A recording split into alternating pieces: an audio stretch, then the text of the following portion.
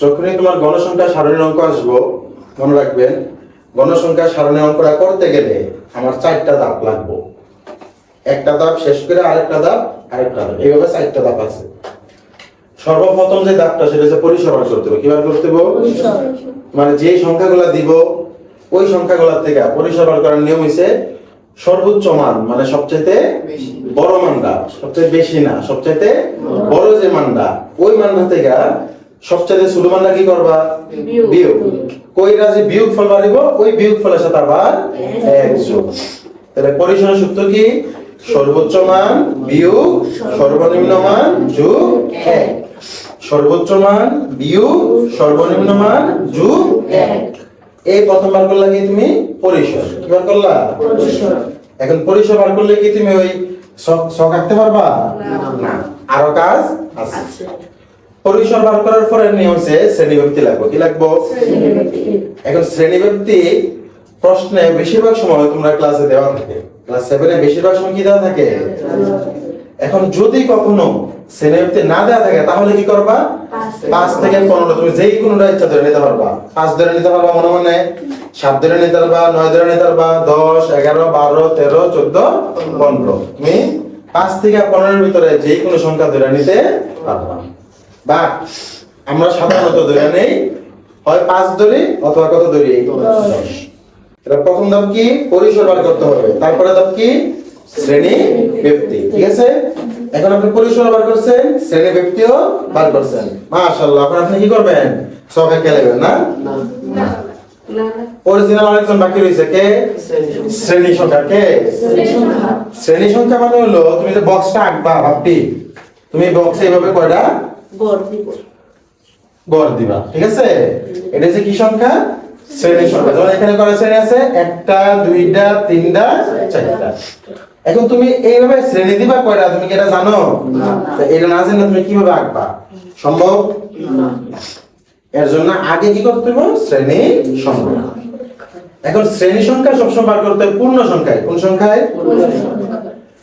শ্রেণী সংখ্যা বার করার সূত্র হইছে এই যে তুমি এখানে পরিসর বার করছো না কষ্ট করে, এবং এখানে কি বার করছো? শ্রেণীবিভক্তি। এই দুটো কষ্ট করে বার করার লাভটা কি? এই লাভটা হইছে এখানে শ্রেণী সংখ্যা। শ্রেণী সংখ্যা বার করার জন্য সূত্র হলো পরিসরে কি দিয়ে ভাগ দিতে হয়? শ্রেণী বিভক্তি। পরিসর ভাগ শ্রেণী বিভক্তি। এখন পরিসর তুমি কই পাইছো? ওই জায়গায় বার করে রাখছো। শ্রেণী ব্যবধান কই পাইবা? ওই যে তুমি আগে হয় প্রশ্ন দেওয়া আছে অথবা মনে মনে ধরছো। এই হলো শ্রেণী সংখ্যা বার করলাম। আর শ্রেণী সংখ্যা সবসময় কি ব্যবহার করতে হবে? পূর্ণ সংখ্যা। কি ব্যবহার করতে হবে? পূর্ণ সংখ্যা। কখনো যদি শ্রেণী সংখ্যা বড় ধরো 4.8, 4.8 তুমি এটা ধরে নেবা কত? 5। ধরো বাইরে হচ্ছে 7.8, তাহলে ধরে নেবা কত? 8। বাইরে হচ্ছে 10.2, তাহলে ধরে নেবা কত? 11। মানে পরের যে পূর্ণ সংখ্যাটা আছে ওই সংখ্যাটা কি করতে হবে? ধরতে হবে। এখন আপনি স্যার কয়টা গড় দিবেন আপনি জানেন? এখন আপনি কি করবেন? গ্যাসের ছক আঁকবেন।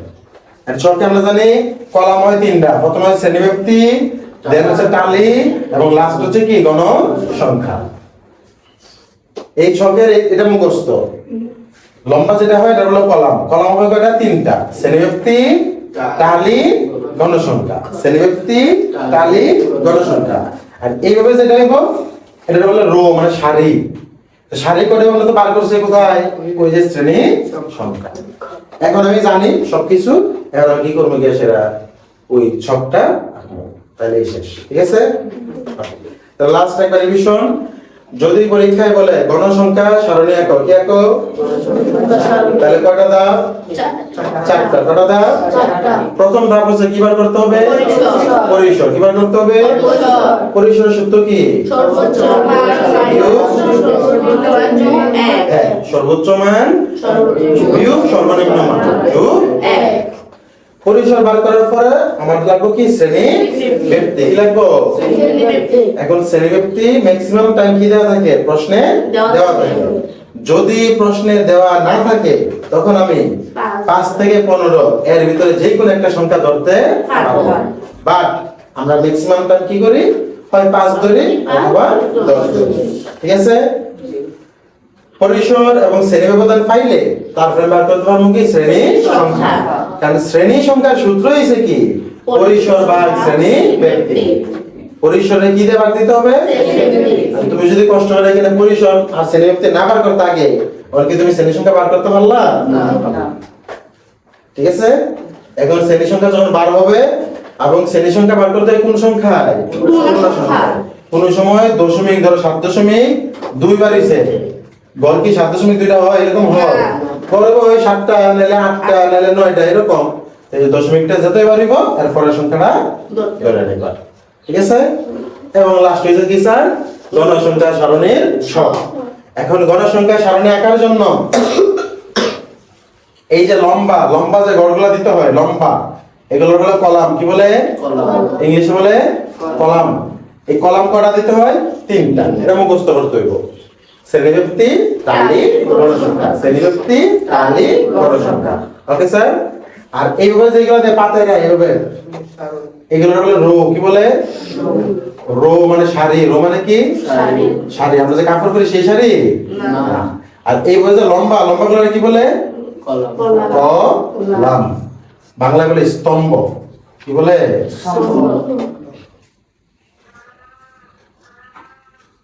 স্তম্ভ। ঠিক আছে স্যার? এইভাবে যে লম্বা এগুলো বলে কি? কলাম বা স্তম্ভ। আর এইভাবে যে আড়াআড়ি এগুলো বলে কি? রো বা সারি। তাহলে আপনি এইভাবে লম্বা করে দিবেন সব সময় 3টা। এটা আমরা মুখস্থ। শ্রেণীব্যক্তি তালি গণসংখ্যা। আর এইভাবে করে দিবেন, এটা কিন্তু মুখস্থ না, এটা আমার বার করতে হবে শ্রেণী সংখ্যা। ক্লিয়ার? হ্যাঁ। এই যে দেখো স্যার, প্রথমে হচ্ছে এই যে খ নাম্বার প্রশ্ন, শ্রেণীব্যক্তি কত দিয়ে? 10 দিয়ে শ্রেণীব্যক্তি গণসংখ্যা সারণী তৈরি করে। প্রশ্ন কি? গণসংখ্যা সারণী বানাইতে হবে। কি বানাইতে হবে? আচ্ছা, গণসংখ্যা সারণী বার করার জন্য প্রথমে আমাদের কি লাগে? পরিসর। প্রথম ধাপ কি? পরিসর মানে কি? সর্বোচ্চ সংখ্যা বিয়োগ সর্বনিম্ন সংখ্যা যোগ 1 সূত্র। এখন তুমি কি করবা? এই যে প্রশ্ন আছে না, এখানে অনেকগুলো সংখ্যা দিছে না? কতটা সংখ্যা আছে? 40 জন। কয়জন? তার মানে এখানে কতটা সংখ্যা? 40টা। তুমি এই 40টা সংখ্যা থেকে কি করবা? সর্বোচ্চ মান বার করবা। সবচেয়ে বড় কে? তাহলে এইখানে যে সংখ্যাগুলো আছে, এখানে সবচেয়ে বড় কে? 100। সবচেয়ে বড় কে বর্ষণ? 100। এরপরে কি লাগবে? সবচেয়ে ছোট। সবচেয়ে ছোট কে? 50। কোন থেকে খুঁজে বার করবা? প্রশ্ন থেকে। ঠিক আছে, প্রশ্ন থেকে তুমি সবচেয়ে বড় মান এবং সবচেয়ে কি মান? ছোট মান বার করবে। করার পর সূত্র লাগবে। সুতরাং পরিসর। সুতরাং পরিসরের সূত্র কি? সবচেয়ে বড় মান বিয়োগ সবচেয়ে ছোট মান যোগ কি? 1। তো বড় মানটা কত? 100। ছোট মানটা কত? 50। তাহলে 100 থেকে 50 বিয়োগ দিলে 50, আর সাথে যোগ 1 কত হলো? 51। তাহলে তোমার পরিসর কত? 51। পরিসর কত? 51। সৃষ্টি। 2 নম্বর ধাপ কি ছিল? শ্রেণীব্যক্তি। 2 নম্বর ধাপ কি ছিল?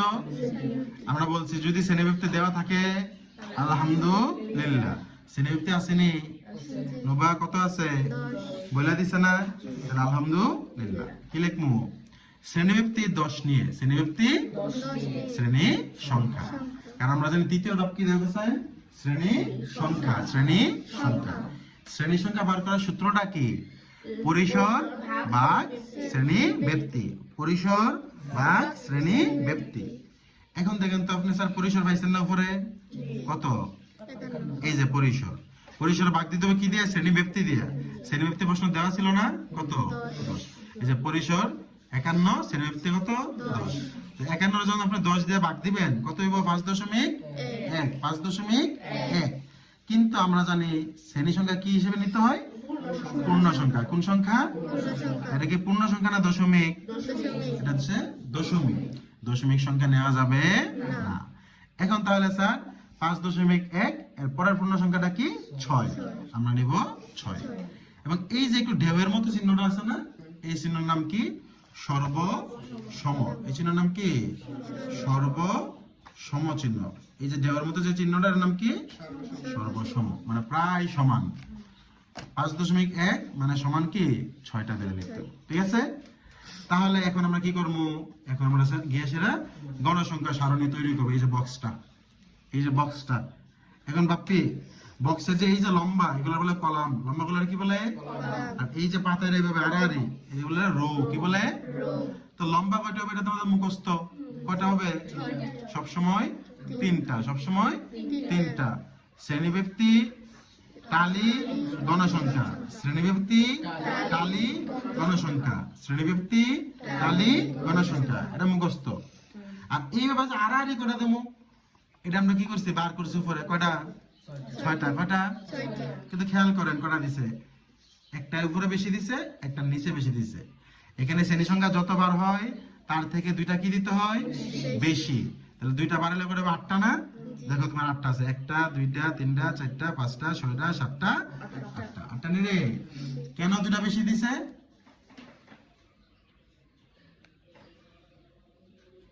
দুইটা বেশি দিছে কোন কারণে? ওই উপরে বাংলা লেখার জন্য এবং নিচে কি লেখার জন্য? মোট লেখার জন্য। ঠিক আছে? আচ্ছা, এখন এসে স্যার এই বক্সগুলো কিভাবে আঁকতে হয় না? এখন এই বক্সগুলো আঁকার নিয়ম বাপি, সর্বপ্রথম আমরা কোন থেকে শুরু করবো? সবচেয়ে শুরু থেকে। আমাদের সবচেয়ে ছোট ছিল কত? 50। আমরা শুরু করবো 50 থেকে। ঠিক আছে? তাহলে আমরা এইভাবে লিখবো 50 থেকে। আচ্ছা, 50 থেকে আপনি কত লিখবেন? আপনার শ্রেণীব্যক্তি কত ছিল? 10। শ্রেণীব্যক্তি কত ছিল? 10। তো আপনি 50 থেকে 10 গণবেন। 50 সহ, 50 সহ, 50, 51, 52, 53, 54, 55, 56, 57, 58, 59। কত হয়েছে? 10 গড়। তাহলে লিখবেন 59। হয়েছে প্রথম গড়? আচ্ছা, পরের গড় এখানে যত শেষ হয়েছে তারপরের সংখ্যাতে লিখবেন। 59 এর পরে কত? 60। এই যে 60। এখন 60 এর পরে 61 তে গুনবেন না 60 সহ? 60 সহ। 60, 61, 62, 63, 64, 65, 66, 67, 68, 69। অতএব 69। তারপরটা কত হইব? 70 তে 79, 80 থেকে 89, হ্যাঁ 90 থেকে 99, 100 থেকে 109। আপনার সর্বোচ্চ সংখ্যা জানি কত ছিল? 100। কত ছিল? 100। তো আপনার সর্বোচ্চ সংখ্যাটা আইসি নি 100টা? আইসে। আপনার সর্বনিম্ন সংখ্যা ছিল কত? 50। আইসি নি 50? সর্বনিম্নটা এবং সর্বোচ্চটা থাকতে হবে, নাহলে তখন কইলো। কথা ক্লিয়ার? এটা থেকে আপনি দিছি বড় সর্বোচ্চ, আপনি শুরু করবেন কোথা থেকে? সর্বনিম্ন থেকে, মানে যেটা সবচেয়ে ছোট ছিল এটা থেকে। এটা থেকে শুরু করে কতটুকু লিখবেন? শ্রেণীব্যক্তি যত, শ্রেণীব্যক্তি কত? 10। এখন কি শ্রেণীব্যক্তি কি আপনি এটা সহ গণবেন না এটা সারা? এটা সহ। 50 সহ, 50, 51 এভাবে। এটা পড়তে গণলে আবার হয়তো বুঝছো বলছেন?